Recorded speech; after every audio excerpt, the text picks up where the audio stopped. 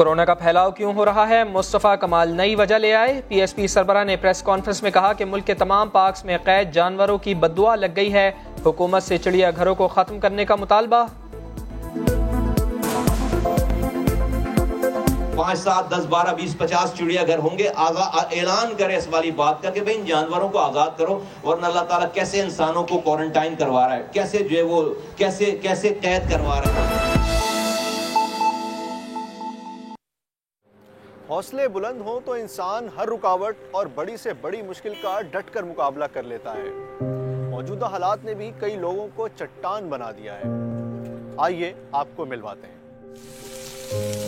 Lockdown ने दिहाड़ीदार तबके को बुरी तरह मुतासिर किया है।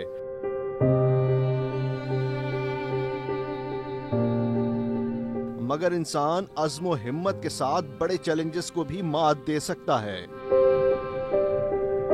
हालात ने साजिद के रिक्शा को लॉक लगा दिया, मगर जिंदगी का पहिया तो घुमाना है।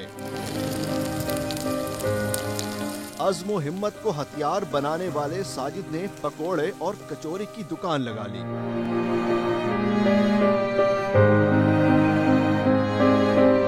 चिंची चलाता था, अभी लॉकडाउन की वजह से चिंची खड़ी भी है, इसी वजह से मैं ये पकोड़ा वगैरह बेच रहा हूँ। निकालने की कोशिश की, रास्ते में वो पुलिस वाले रोकने, बोले घर चल जाओ या गाड़ी बंद कर दूंगा, ऐसा कर दूंगा। इस वजह से वापस आ गया। अब घर पे कुछ खाने को नहीं तो बंदा क्या करेगा, इसीलिए घर के पास यही लगा लिया। घर के अखराजात पूरे करने के लिए हैदर ने भी घर में बैठने के बजाय मेहनत करने को तरजीह दी। काम वगैरह सब बंद हो गए। मैं पहले कारखाना था हमारा, इस बंद होने की वजह कर कारीगर वगैरह भी छोड़ के चल गए। अभी मैं ये है कि अपने बच्चों के रोटी रोजगार के लिए जो मैं अपने चाट का ठेला लगाया हुआ। हाथ फैलाने से भली है इज्जत से कमाई हुई 2 वक्त की रोटी। किसी का ज़मीर झंझोड़ने के लिए ये चंद अल्फाज भी बड़े मायने रखते हैं। इसकी जिंदा मिसालें कई और भी हैं। कोई रिक्शा से कचौरी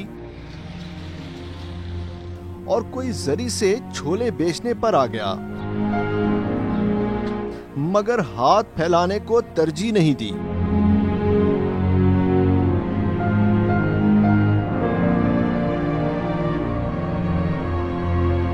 मैं जरी से वाबस्ता था और काम ना होने की वजह से ये नौबत आ गई। फ्रूट बेचने का ख्याल इस तरह से आया कि घर में फाका कशी का नौबत आने की वजह से हमने सोचा कि जो हमारे पास 2, 4, 6 हज़ार 8 हज़ार रुपए हैं तो मैं उसको इस काम में लगा दूं।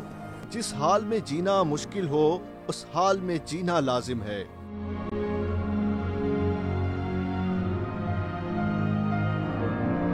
मेहनत में अजमत इंसान को बाइज्जत मकाम दिलाती है। कैमरामैन सनाउल्लाह डायरी के साथ इरफानुल हक, समा, कराची। शेख रशीद अहमद पीर बाबा बनते बनते रह गए।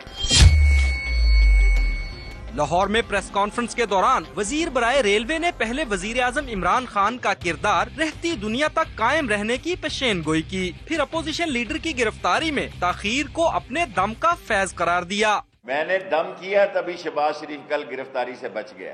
अब वो सोच रहा होगा मैं लंदन कैसे जाऊं, लंदन जाएगा या अंदर जाएगा, ये वक्त फैसला करेगा। नैब ने फौरी जवाब दिया कि इदारे पर किसी दम का असर नहीं होता। फिलहाल शहबाज शरीफ को गिरफ्तार करने का कोई इरादा नहीं, सिर्फ कुछ सवाल करने हैं। नैब के नाम पर कोई सियासत न करे।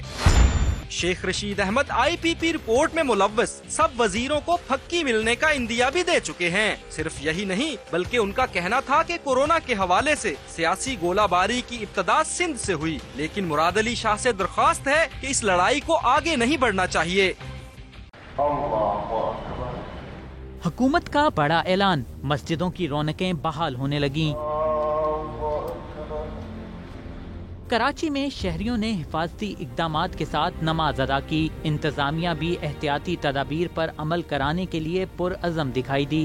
एक तो ये कि मास्क की पाबंदी यहाँ पे कर दी गई है और अब जो भी आएगा मास्क पहन के आएगा, जो नहीं आएगा उसको वापस कर देंगे। अंदर जो कारपेट था वो भी ख़त्म कर दिया गया है और उसके अलावा ये कि सैनिटाइजर का भी इंतजाम तकरीबन हो चुका है अल्लाह के फजल से। रावलपिंडी में भी नमाज की अदायगी के दौरान शहरियों ने फासला रखा। उलमाए कराम का कहना था हुकूमत ने जो हिदायत दी उस पर अमल करवा रहे हैं। मास्क पहन कर आएँ, वुजू घर से करके आएँ और फासला रख कर नमाज अदा करें, सफ़े नहीं होनी चाहिए। तो अल्हम्दुलिल्लाह आपने देखा कि हमने भी जो नमाज अदा किया है उस पर मुकम्मल अमल करते हुए आज से अमल शुरू हो गया है। उधर लाहौर की तारीखी बादशाही मस्जिद में नमाजियों के हाथ सैनिटाइजर से साफ करवाए गए और नमाज फर्श पर अदा की गई।